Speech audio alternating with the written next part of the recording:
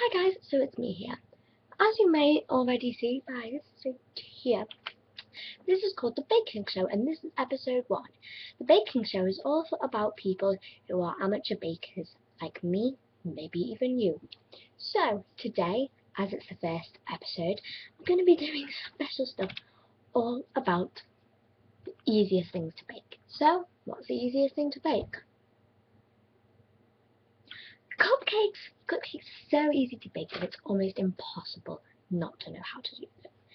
So, I've got here an email from Frida in Manchester. So, Frida from Manchester says, "Dear Alice, I'm having trouble at the moment making cupcakes, even though they're the easiest things to bake. Do you have any tips? Thanks, Frida." Well, Frida, it's really easy to make cupcakes, and it's almost impossible not to. So, here are some of my tips to help make the best cupcakes. So, tip number 1, making it dry. If you put too much flour in the recipe, then it can make it dry, which also means that you should read the recipe properly. If you don't read the recipe properly, then you're not going to have the right kind of consistency or colour or texture. So, the next bit, moistness. So, all the ingredients are the same, but it's a bit too moist because you've added too much milk, water, or oil. This means it'll take longer to bake because it'll be soggy and it'll get overdone.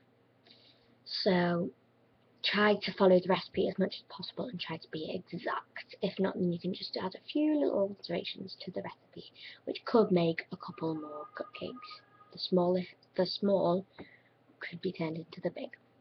So, another tip. So when you're baking the cupcakes, 1 or 2 minutes before baking time's over, just get a cocktail stick. Say, this here is a cocktail stick. All you need to do is say, my phone is a cocktail stick, and this is a cake. So, I'm just going to stick it in. And it's clean, I'm just going to stick it in. If it comes out clean, then it's perfectly baked. Take them out and leave them to rest for a while. But if you take it out, if you put it in, and you take it out, and it's got something on it, like this, then you need to keep it in the oven. So there are some of my tips for great cupcakes.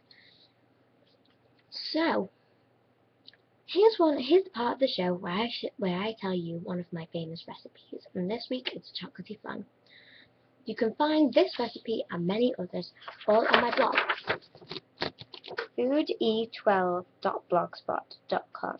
I repeat, foode12.blogspot.com. There you can find blogs all about some of your favourite savoury and sweet foods. So, anyway, the flan. All you need is a flan base, which you can get from Sainsbury's for just 63p, or you can get little ones for 53p, but I suggest making a big one so people can get their own individual portions and you don't need to take up as much space.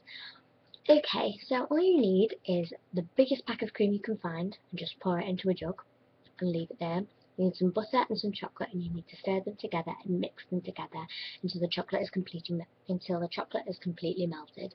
So you just need to pour it in. You just need to simply pour in the chocolate into the cream and then mix it together until it's a nice creamy goop.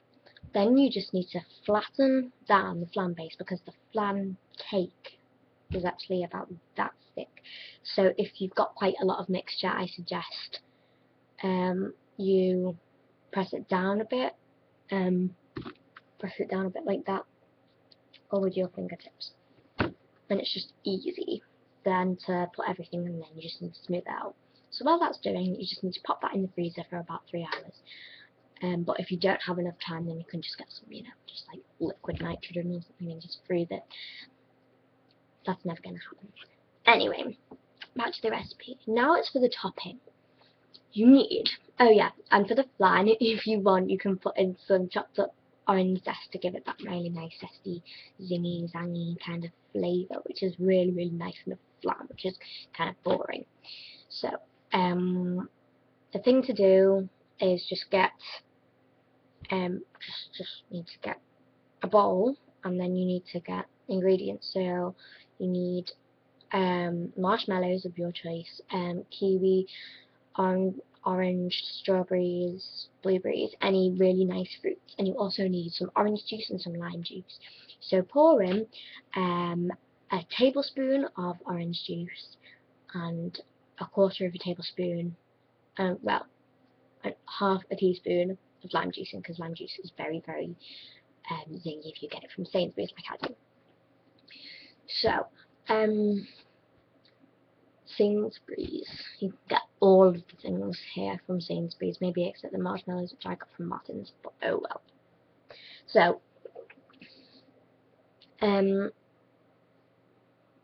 yeah, then you need to break up all of the marshmallow, and you need to stir it in with all of the juices, and you're looking for a kind of orangey pinky colour on the marshmallows. So you just need to stir that together until the marshmallows have almost completely absorbed the juice. If they have completely absorbed it, just put a bit more orange juice in, about half a tablespoon of orange juice in, and about half a teaspoon of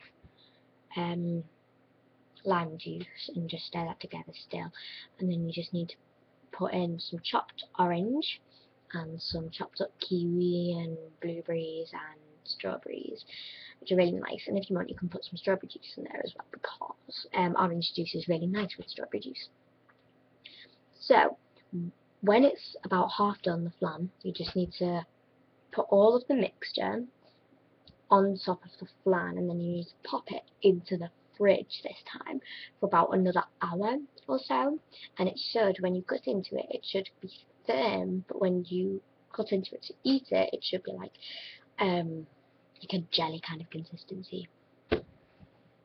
So yeah, that's the end of Baking Show episode 1. I really hope that you've enjoyed it. And here again is the link to my blog, foode12.blogspot.com. I repeat, foode12.blogspot.com. I really hope that you've enjoyed this episode. Don't forget to subscribe if you really like it. And please write some comments. I haven't had many comments yet, and I would really like to hear your suggestions for the next show, which I will hopefully be doing next week. Thanks for watching.